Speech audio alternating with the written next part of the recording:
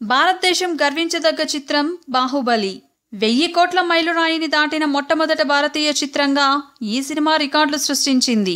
ఈ చిత్రం సాధించిన విజయానికి బాలీవుడ్ సైతం బెంబేలెత్తిపోయింది. దాని తరువాత దంగల్ ను రిలీజ్ చేశారు. దంగల్ సినిమాకు చైనాలో మంచి ఆదరణ దొరకడంతో బాహుబలిని దాటేసింది.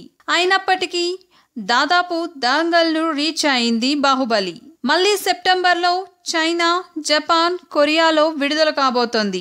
ఈసారి వసూళ్లతో దంగల్ రికార్డులు చెరిపేయడం ఖాయం. అయితే ఈ చిత్రం సాధించిన రికార్డులతో రాజమౌళి చాలా సంతృప్తిగా ఉన్నారు.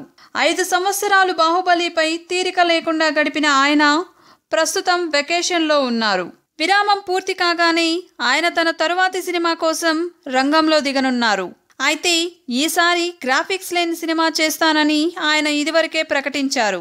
బాహుబలి దెబ్బకి రాజమౌళి ఇమేజ్ అమాంతంగా పెరిగిపోయింది. దానిని బ్యాలెన్స్ చేయాలంటే ఏదో ఒక చిన్న సినిమా చేయాలి. అయితే అందరి మదిలో మెదులుతున్న ప్రశ్న ఒక్కటే, రాజమౌళి నెక్స్ట్ హీరో ఎవరు అని. అందరి అంచనాలను తలకిందులు చేస్తూ విజయ్ దేవరకొండను తన నెక్స్ట్ హీరోగా ఎంచుకున్నారు రాజమౌళి. పెళ్లి చూపులు, ద్వారకా సినిమాలతో మంచు నటుడిగా పేరు తెచ్చుకున్నాడు. ప్రస్తుతం అర్జున్ రెడ్డి అనే మూవీలో యాక్ట్ చేస్తున్నాడు. రాజమౌళి సినిమాలో ఛాన్స్ కొట్టేయడంతో విజయ్ ఆనందానికి అవధులు లేకుండా పోయాయి.